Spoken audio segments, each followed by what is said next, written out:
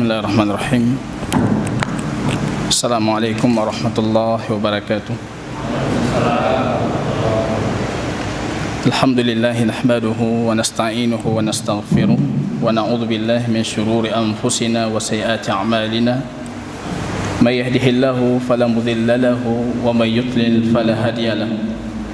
Asyhadu an la ilaha illallah wahdahu la syarika lahu wa asyhadu anna Muhammadan abduhu wa rasuluhu wa safiyuhu min khalqihi wa khaliluhu Muhammadin sallallahu alaihi wasallam wa ala alihi wa sahbihi al-kiram. Yaqulu rabbuna jalla jalaluhu fi muhkami tanzili ya ayyuhalladzina amanu taqullaha haqqa tuqatih wa la tamutunna illa wa antum muslimun. Kaum muslimin dan muslimat sidang jamaah salat maghrib yang diberkahi oleh Allah Subhanahu wa taala. Pujian kita kembali kita hantarkan keharibaan Allah yang Allah kembali memberikan kita kesempatan pada malam yang penuh keberkahan ini. Kita pelajari kembali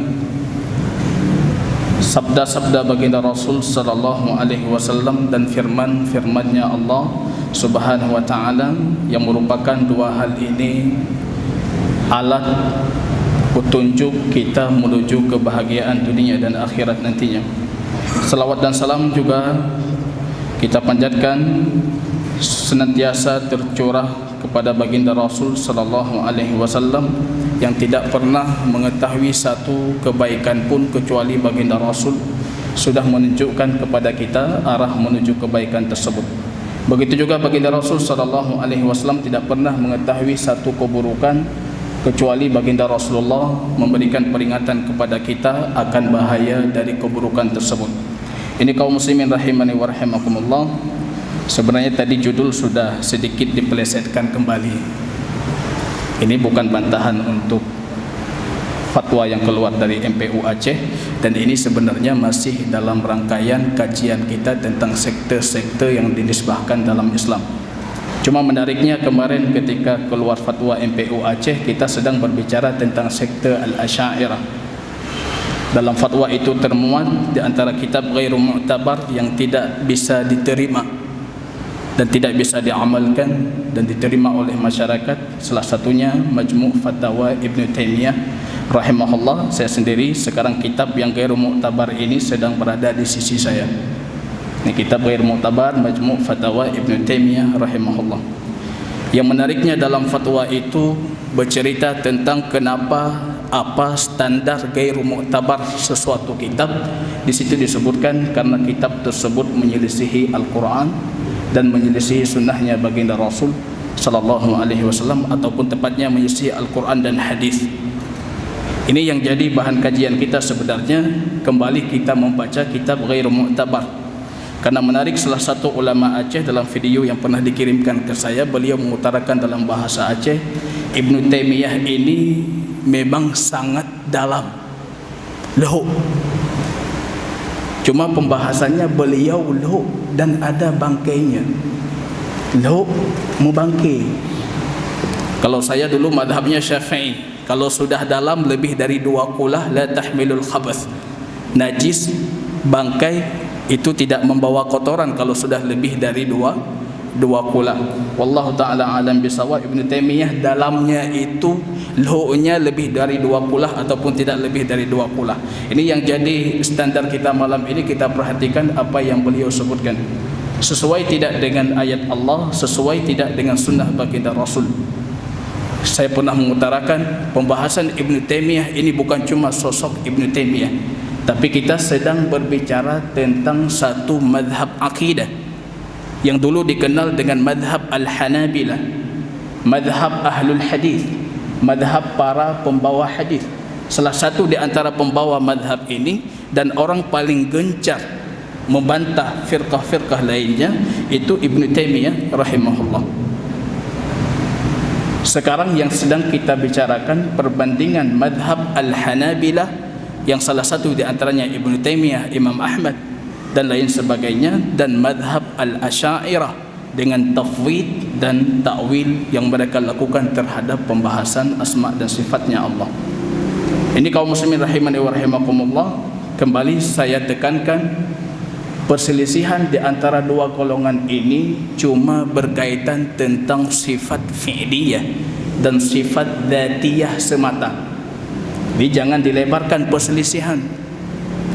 Perselisihan di antara Ibnu Taimiyah dan orang-orang Asy'ari itu cuma berkaitan tentang sifat dzatiyah dan sifat fi'liyah. Kalau sifat-sifat lainnya itu tidak ada perselisihan. Perselisihan tentang sifat dzatiyah, baik anda namakan sifat ataupun tidak anda namakan sifat. Orang Hanabilah menamakan itu sifat. Kalau saya sendiri meyakini itu bukan sifat. Allah punya tangan, punya qidam, punya sak, betis, punya ain, mata. Orang Hanabilah menamakan itu sifat dzatiyah. Saya pernah mengatakan ini tidak layak untuk dinamakan sifat, karena satu urgensi dari sifat itu, kalau kita namakan sifat boleh kita sebutkan Allah dalam bentuk mubtada dan sifatnya khabar. Al-ilmu, alim itu sifat. Kita boleh mengatakan Allahu alim. Yad, tangan, kalau itu sifat kita boleh mengatakan Allah yadun, Allah tangan, itu tidak boleh. Maka ini bukan sifat. Maka di sini kita dapatkan rupanya orang Hanabilah juga sedikit melakukan takwil. Sedikit banyaknya hampir semua firqah dalam pembahasan akidah ini melakukan takwil. Setuju ataupun tidak setuju, pasti mereka sudah mentakwilkan tangan itu sifatnya Allah. Ini sifat dzatiyah yang kita maksud di sini bagi kita anggota tubuh.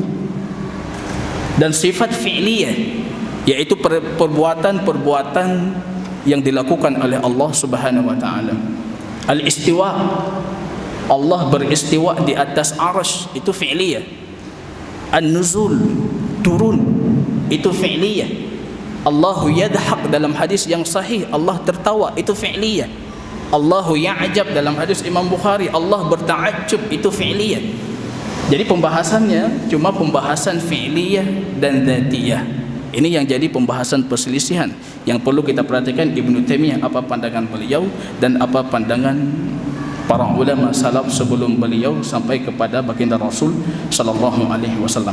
Jadi yang perlu pertama kali akan kita bicarakan, dan ini pertanyaan pertama yang ditanyakan kepada Syekh Islam Ibnu Taimiyah di sini, an uluwillahi ala sairi makhluqatihi. Allah tinggi di atas semua makhluknya. Nanti pulang buat perbandingan. Kalau punya kitab Asy'ari, coba perhatikan ketika ditanyakan tentang soal yang sama bagaimana jawabannya. Kemudian hitung kitab mana yang paling banyak Quran dan sunnahnya. Nah, karena kitab ini paling sedikit Quran dan sunnah. Coba kita perhatikan kitab mereka banyak tidak Quran dan sunnahnya. Pertanyaan pertama tentang Allah tinggi di atas semua makhluknya. Tinggi di atas semua makhluknya. Pertanyaan ini bercerita tentang tinggi zatnya, bukan tinggi sifatnya Allah. Karena semua kaum muslimin sepakat sifat Allah itu paling tinggi. Bukan tinggi qahar, tinggi kekuatan. Karena semua kaum muslimin sepakat kalau Allah itu paling tinggi kekuatannya, paling tinggi kekuasaannya. Yang jadi pertanyaan ditanyakan ke beliau tentang tinggi zatnya. Allah secara zat tinggi ataupun tidak? Ini pertanyaan. Kita perhatikan jawaban beliau. Ini hampir semua puluhan yang beliau sebutkan di sini antara ayat Allah, Al-Quran dan sunnah baginda Rasul yang sahih. Beliau mengatakan ilaihi yas'udul kalimut thayyib wal amalu salih yarfa'u. Ayat yang pertama. Kepadanya, kepada siapa? Kepada Allah. Yas'udu, naik semua perkataan-perkataan yang baik.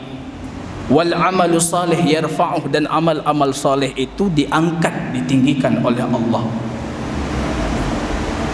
Naik ke mana? Ini yang jadi pertanyaan, naiknya ke mana? Kalau yang turun bukan Allah yang turun, tapi rahmatnya. Turun dari siapa? Turunnya dari siapa? Bukan Allah yang turun, perintahnya. Perintahnya di atas, turun ke bawah. Allahnya di mana? Yang di sini naiknya ke siapa? Kalau naiknya di sana tidak ada apa-apa, kosong.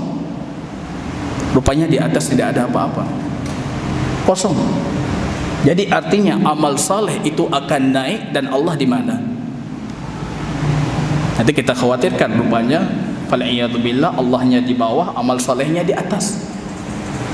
Pahalanya, gudangnya di atas, rupanya Allahnya di bawah. Maka ini perlu kita pahami ayat dengan betul-betul. Cukup ayat ini menjadikan kita paham tentang pembahasan istiwa dan tingginya Allah secara zat. Wa qauluhu inni mutawaffika wa rafi'uka ilayya. Aku yang mewafatkanmu wahai Isa, wa rafi'uka ilayya. Tentunya wafat di sini baik wafat secara wafat yang kita pahami meninggal ataupun wafat cuma qabd ruh. Karena dalam ayat yang lain Allah mengatakan tidur itu juga wafat. Padahal dalam kondisi tidur ruh kita masih bersama kita. Kalau tidak ada ruh bagi orang yang tidur artinya dia mayit. Layak tidak kalau kita lihat orang yang tidur kita mengatakan dia mayit? Ini tidak layak. Ruhnya, rupanya bukan semua ruh yang terangkat. Ini juga jadi pembahasan nanti akan kita bicarakan. Aamintum man fis samai ay yakhsifa bikumul ard. Tidak khawatirkah kalian, amankah kalian dengan zat yang di langit? Ini fis sama harus kita pahami. Jangan nanti diceritakan Tuhan Wahabi, Tuhan Salafi itu kayak Tuhannya sembokong. Jadi duduk berbarengan di langit. Apa maksud di langit fis sama? Para ulama sepakat, bahkan Ibn Taimiyah di sini mengulangi beberapa kali, fi itu artinya ala. Di langit artinya atas. Kalau anda menerjemahkan langit itu langit yang kita pahami, artinya atas.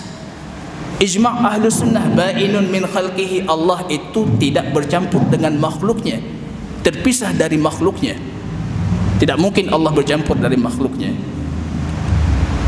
Sekarang coba kita buat ini satu pernyataan Ibn Taimiyah menarik. Beliau mengatakan itu kaidah qat'iyah, dalil yang bisa mendiamkan orang-orang yang i'tirad, yang menolak ayat-ayat yang beliau sebutkan. Dalam hadis Imam Bukhari Allah mengatakan Allahu kana wa lam yakun ma'ahu syai'. Allah sudah ada dan tidak ada apapun bersama Allah. Allah ada, tidak ada apapun bersama Allah. Wa lam yakun qablahu syai'. Tidak ada apapun sebelum Allah. Ini pertanyaan-pertanyaan yang ditanyakan. Kalau Allah beristiwa di atas arsy sebelum diciptakan arsy, istiwanya di mana? Ini jawabannya. Allah ada, tidak ada apapun bersama Allah. Bahkan dalam doa yang diajarkan oleh baginda Rasul, antal awwal wa laysa qablaka syai'. Ya Allah, engkau al-awwal, yang pertama, dan tidak ada sebelummu sesuatu apapun. Wa antal akhir, dan engkau yang terakhir. Wa laysa ba'daka syai', dan tidak ada sesuatu setelahmu. Ini coba kita buat dalil akli. Kalau coba main logika-logikaan, ini ada dalil aklinya. Beliau katakan sekarang Allah ada, Allah akan menciptakan makhluknya. Diciptakan tidak makhluknya? Tentunya Allah menciptakan makhluknya. Kita semua ciptaan Allah. Yang jadi pertanyaan, di mana Allah ciptakan makhluknya? 4 kemungkinan cuma, tidak ada kemungkinan lain. Allah ciptakan makhluknya pada zatnya Allah, di dalam dirinya. Dan Allah biarkan makhluknya dalam dirinya. Mungkin tidak ini? Mungkin? Kita berada dalam Allah? Mustahil, tertolak. Ini pertama, tertolak. Yang kedua, Allah ciptakan pada zatnya, dalam dirinya. Kemudian tiba-tiba Allah keluarkan makhluknya keluar dari dirinya. Ini mungkin tidak? Tidak. Mustahil Allah menciptakan dalam dirinya makhluknya. Kalau kita mengatakan demikian, kita sudah jadi kafir, karena mengatakan Allah bercampur dengan makhluknya. Kemungkinan yang ketiga, Allah menciptakan di luar. kemudian memasukkan makhluknya ke dalam dirinya. Ini juga mustahil karena kita bukan berada di dalam zatnya Allah. Cuma satu sekarang kemungkinan yang terakhir, Allah menciptakan makhluk ini di luar zatnya Allah dan membiarkan makhluk ini di luar zatnya Allah. Dari 4 kemungkinan akal yang tidak mungkin anda punya pilihan yang 5. Ini menyatakan apa? Kalau makhluk itu ba'inun min khalqihi, makhluk terpisah dari Allah, makhluk zatnya Allah bukan berada dalam zatnya makhluk. Maka ini kemungkinan yang kita sebutkan ini secara akal yang sehat dan logis mengatakan kalau Allah itu ba'inun min khalqihi. Kemudian baru kita tentukan mana yang layak untuk Allah. Ada makhluk, ada Allah. Layak tidak kalau kita mengatakan fal'iyadu billah Allah itu di bawah, kita di atas? Tidak layak. Layak tidak kalau kita mengatakan kita di samping, Allah di samping? Tidak layak. Samping kiri, samping kanan, tidak layak. Allah di depan kita ataupun di belakang kita, tidak layak. Secara akal yang logis, yang belum terkontaminasi dengan filsafat-filsafat yang tidak punya pegangan, kita akan mengatakan yang layak untuk Allah itu tinggi. Allah tinggi atas semua makhluknya, zatnya tinggi atas semua makhluknya. Ba'inun min khalqihi, terpisah dari semua makhluknya, tidak sedikit pun bercampur dengan makhluknya, dan Allah tidak butuh kepada makhluknya. Beristiwa di atas arsy bukan karena Allah butuh arsy. Makanya pertama kali Allah ada dan arsy belum ada. Wa summa khalaqal arsy, kemudian Allah menciptakan arsy, alal ma, menciptakan arsy itu di atas air. Rupanya sebelum diciptakan arsy sudah terlebih dahulu diciptakan air. Wa khalaqas samawati wal ard, dan Allah menciptakan langit dan bumi. Ini semua dalil akli dan dalil syar'i menunjukkan kalau Allah ba'in min khalqihi, terpisah dari hamba dan makhluk-makhluknya. Aamintum man fis sama, apa artinya? Apakah kalian merasa beraman dari zat yang berada di atas langit? Fis sama, fi di sini artinya ada, atas langit. Kecuali kalau anda mengartikan as-sama itu dari kata sumu, artinya tinggi. Zat berada di ketinggian, maka di sini bisa anda mengartikan fi itu di. Tapi kalau anda mengatakan as-sama itu langit, fi di sini artinya ala, atas. Jadi jangan terpikiran nantinya, tidak perlu mereka mengharuskan kita meyakini kalau Allah itu berada di dalam langit, dikelilingi oleh para malaikat dan dayang-dayangnya seperti Tuhannya Song Gokong. Ujung-ujungnya seperti Tuhannya Song Gokong. Pahami dulu apa yang beliau yakini sebelum kita membantah beliau. Maka tidak menarik kalau kita membaca buku lawannya, yang kita baca buku musuhnya. Baca bukunya. Hari ini bukan karena saya Wahabi saya membaca Majmu' Fatawa, karena mereka mengatakan kitab ini sesat, saya pelajari kitabnya. Saya tidak membaca buku karya orang lain yang bermusuhan dengan Ibnu Taimiyah. Kita pelajari apa yang beliau sebutkan. Amintum man fis sama. Pada ayat yang lain Allah mengatakan ila fis samai ilahun wa fil ardi ilah. Allahu fis samawati wal ard, yang merupakan Tuhan di langit dan Tuhan di bumi. Allah fis samawati wal ard, di langit dan di bumi. Tapi kenapa dalam ayat ini fis sama cuma di langit saja, tidak disebutkan di bumi? Ini harus kita bedakan. Ketika Allah mengatakan di langit saja, tidak disebutkan di bumi, itu Allah sedang bercerita tentang zat. Apakah kalian merasa aman dengan zat yang berada di atas sana? Ini bercerita tentang zat, bukan bercerita tentang liputannya Allah secara keilmuan. Fis sama ilahun, Allah Tuhan di bumi, Allah Tuhan di langit. Wa fil ardi ilahun, dan Allah Tuhan di bumi. Itu artinya Allah ilahun ma'luhun. Ini artinya ismul maf'ul, artinya yang disembah.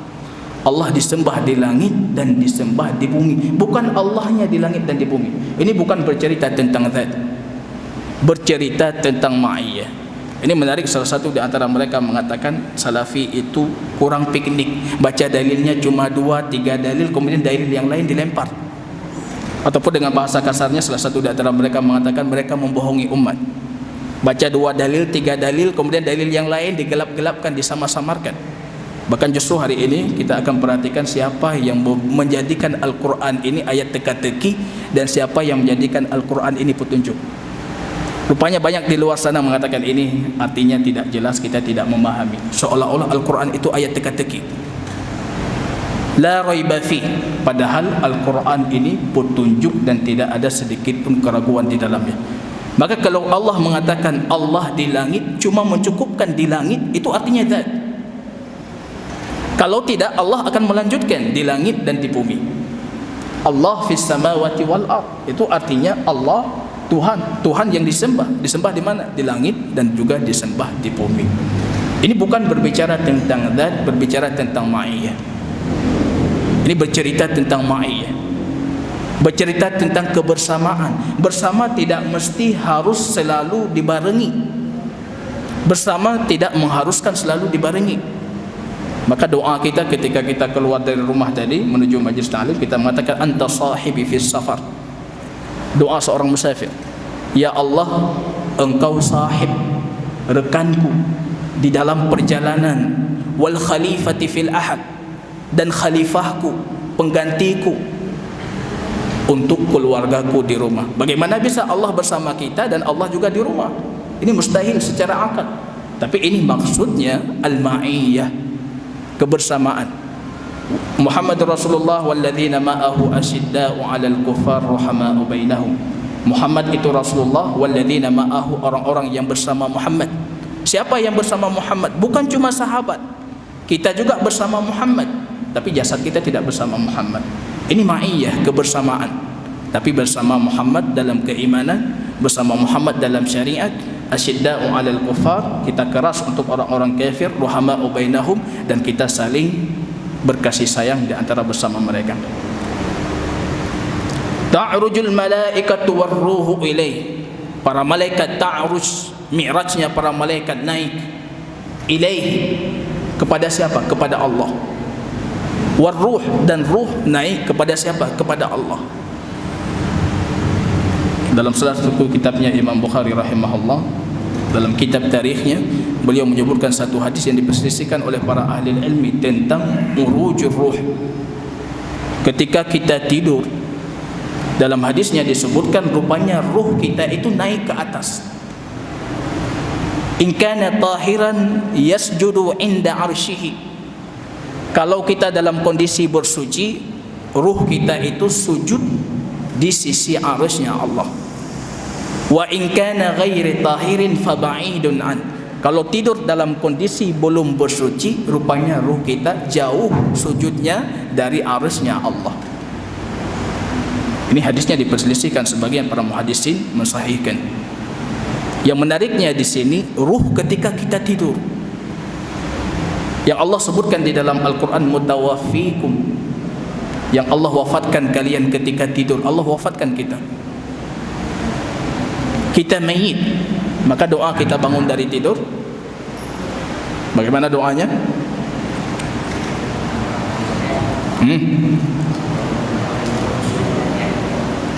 Ahya ba'dama amatana, yang menghidupkan, karena tadinya kita mayit. Apa bedanya mayit dengan orang yang tidur? Ruh mayit keluar, ruh orang yang tidur itu keluar. Ruh orang yang tidur keluar, ruh mayit keluar. Bedanya apa? Rupanya ruh mayit itu keluarnya kulliyan, secara sempurna keluar. Maka tidak ada lagi kehidupan di jasad. Orang yang tidur masih bisa ngorok, masih bisa ini, masih bisa itu. Padahal ruhnya kadangkala sedang sujud. Ta'ruju ila sama, sedang naik ke atas. Rupanya keluar ruh dari orang yang tidur itu tidak mesti keluarnya semuanya, bagian darinya yang keluar. Wallahu alam bagaimana ceritanya, bagaimana caranya, kaifiatnya. Ini menariknya, kalau ruh seperti itu, bagaimana kita mengharuskan Allah kalau Allah turun, arsy itu jadi kosong? Sekarang pertanyaan, kalau Allah turun, arsy kosong tidak? Madhab Ahlussunnah wal Jamaah tidak mungkin kosong. Ini yang mengatakan kosong dia bukan Ahlussunnah wal Jamaah. Tidak mungkin kosong, tidak mungkin. Tidak mungkin kosong. Bagaimana bisa Allah turun sedangkan arsy-nya tidak kosong? Praktek dekatnya ruh saja. Ruh masih di dalam jasad, tidak terpisah dari jasad, dan dia dalam kondisi ta'ruju ila sama, naik ke atas, sujud di atas, tapi masih dalam jasad. Ini ruh. Bagaimana dengan turun malaikat? Bagaimana dengan naiknya malaikat? Bagaimana lagi dengan Allah? Sesuatu yang di luar kaifiat yang bisa ditangkap dan diliputi dengan akal pikiran kita. Ini perlu kita perhatikan jamaah yang berbahagia. Ar-Rahmanu 'alal 'arsy istawa. Ini ayat yang jadi polemik. Ar-Rahman 'alal 'arsy istawa. Allah yang Maha Penyayang beristiwa di atas arsy. Ibnu Abbas rahimahullah merupakan ta'wilul Quran, yang menafsirkan Al-Quran direkomendasi oleh baginda Rasul untuk penafsirannya dan takwilnya. Imam Mujahid 6 kali dari awal Quran sampai akhir Quran bertalaki tentang tafsir kullu kalimatin minha, kata Imam Mujahid. Setiap kalimat aku tanyakan kepada Ibnu Abbas, tapi cuma ayat ini yang tidak ditanyakan. Cuma ayat ini yang tidak beliau pernah tafsirkan kalau istawa itu istaula. Kalau beristiwa itu artinya menguasai.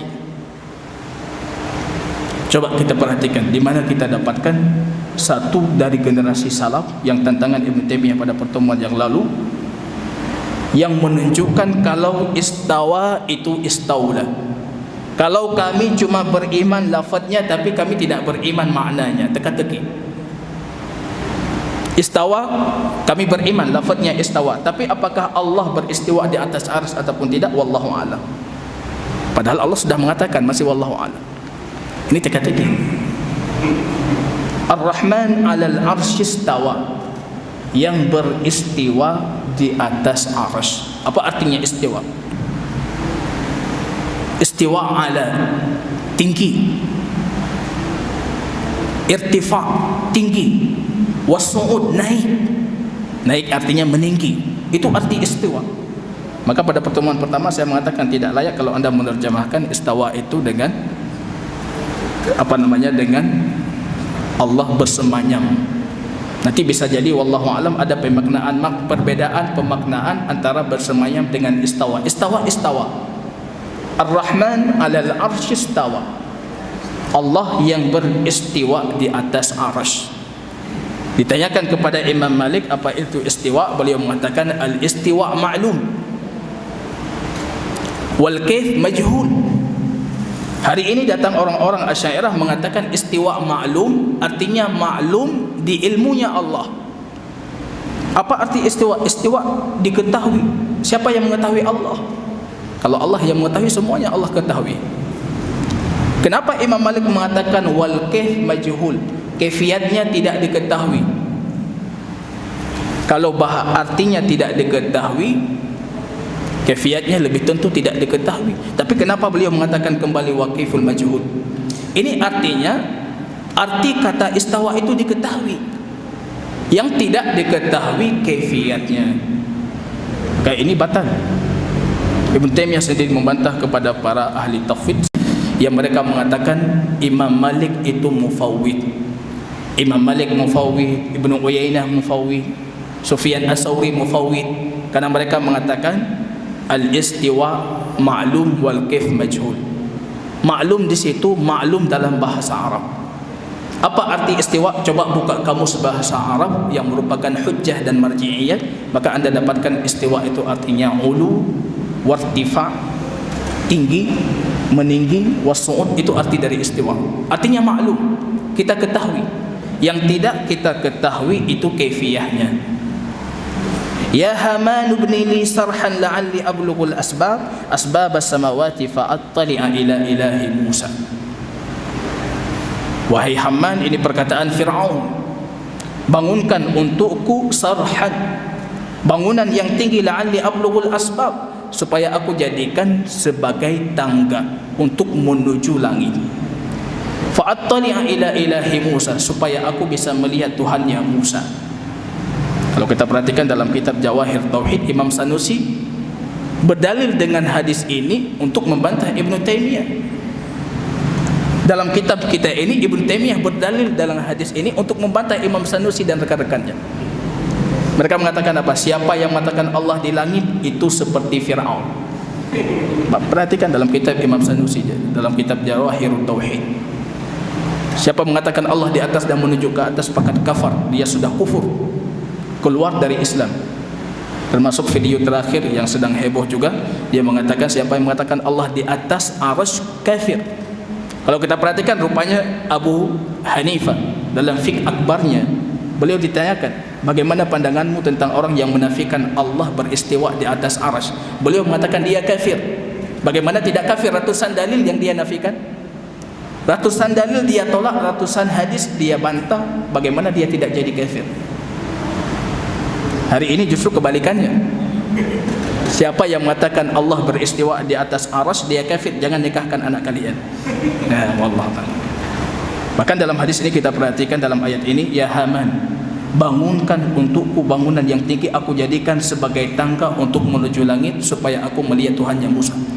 Kenapa Fir'aun memerintahkan Haman membangun bangunan tinggi supaya bisa melihat ke langit?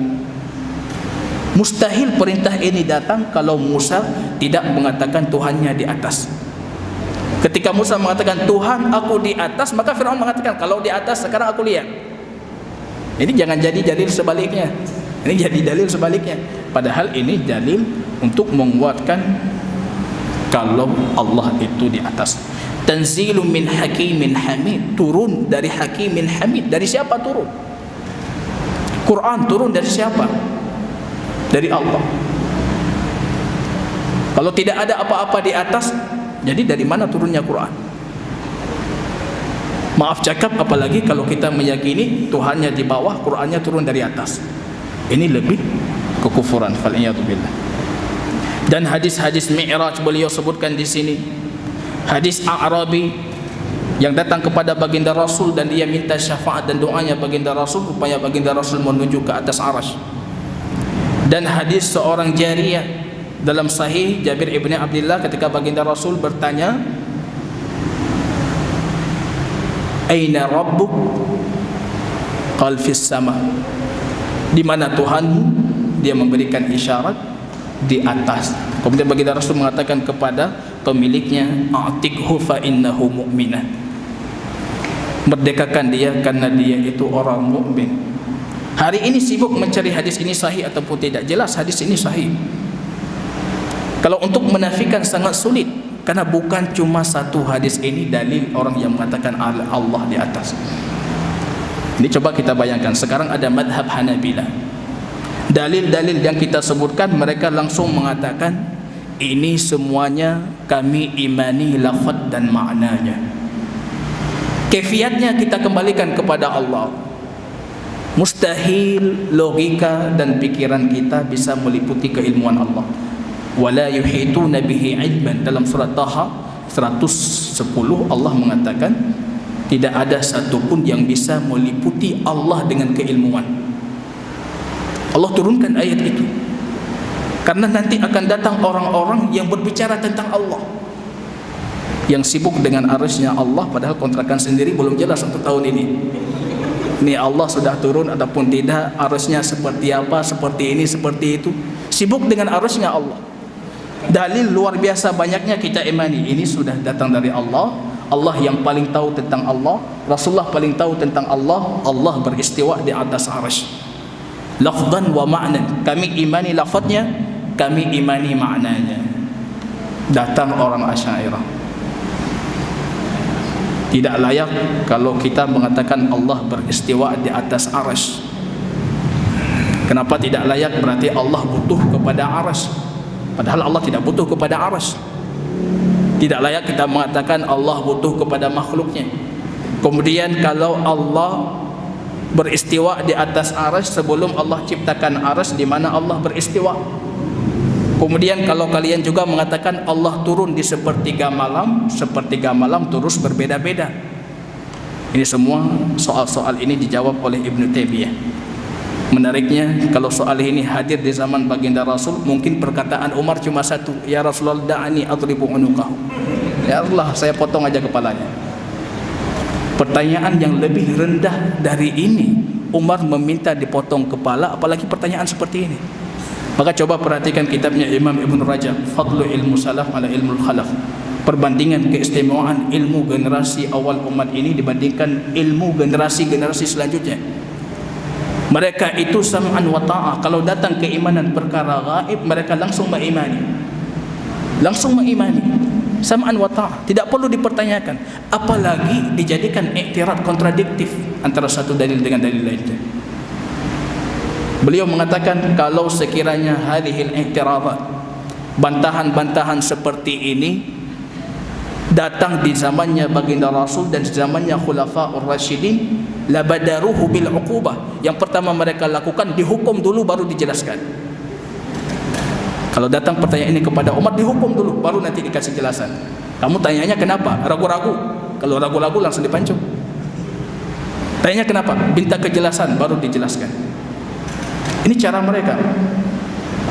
Hari ini kita tidak datang orang Asy'ariyah mengatakan tidak ada yang selamat kecuali kita memberikan yang terbaik untuk Allah. Maka dari poin ini, maka kita harus memahami Asy'ariyah itu tidak mentakwil kecuali karena mereka menginginkan kebaikan juga untuk Allah. Mereka menginginkan kesucian untuk Allah. Niatnya supaya Allah itu munazzah, Allah itu suci, berbeda dengan makhluknya. Maka dari sini Anda harus memberikan perhatian, harus betul-betul memberikan penghormatan untuk mazhab Asy'ariyah. Bukan karena hawa nafsu. Ini kita bercerita tentang awal Asy'ariyah. Bukan hawa nafsu, bukan karena ini, bukan karena itu. Ada pengaruh luar, terkontaminasi dengan filsafat-filsafat luar, itu pasti ada. Kalau tidak muncul pertanyaan-pertanyaan yang serupa. Tapi dari niatnya Anda harus memberikan penghormatan. Mereka menginginkan tensi, maka mereka mengembalikan kepada logika. Ini tidak mungkin. Apa yang layak untuk Allah? Tafwid. Kita imani lafadznya saja, maknanya kita kembalikan kepada Allah. Ini bahaya. Tafwid itu bahaya. Kalau kita buka pintunya tafwid, banyak orang kufur dari kaum muslimin. Hari ini mereka mengatakan kami beriman ayat tentang sifat, semuanya kami imani, tapi maknanya saya kembalikan kepada Allah. Datang Ibnu Sina dan golongan-golongan yang sama dengan Ibnu Sina, Qaramitah, Syiah Batiniyah, mengatakan kami mengimani lafaz-lafaz ayat dan hadis berkaitan tentang hari akhirat, tentang kebangkitan, tentang mizan timbangan Allah, tentang hisab. Itu lafaznya kami imani, tapi maknanya kami kembalikan kepada Allah. Akhirnya tidak beriman kepada hari akhir. Ini terjadi, bukan sesuatu kekhawatiran yang tidak terjadi. Datang orang zanadiqah, orang-orang zindik. Salat, perintah salat kami imani lafaznya, tapi makna salat kami tidak yakin kalau salat itu seperti yang kalian lakukan. Akhirnya tidak salat. Terjadi. Ini bukan cuma praduga-praduga yang kita khawatirkan, tapi ini faktanya terjadi. Az-Zanadiqat mengatakan kami cuma beriman dengan lafaznya, tapi kami tidak beriman dengan maknanya. Kalau ini kita biarkan pembahasan tauhid ini, yang terjadi apa? Rupanya seluruh Al-Quran bisa diimani lafaznya dan tidak diimani maknanya. Hilangnya tadabbur Al-Quran. Bagaimana kita tadabbur Al-Quran? Allah memerintahkan kita tadabbur Al-Quran, tadabbur Al-Quran. Dalam ayat yang lain Ibnu Taimiyah mengatakan Allah mengancam kita ketika membaca Al-Quran seperti orang summun bu'mun umyun fahun, tuli bisu buta semuanya, tidak bisa mengambil hikmah dari Al-Quran. Allah ancam orang seperti itu kalau baca Al-Quran. Bagaimana kita tadabbur Al-Quran kalau yang tahu maknanya cuma Allah? Kita baca ayatnya, ini yang tahu cuma Allah. Apa yang kita tadabburi? Berkaitan dengan zatnya Allah.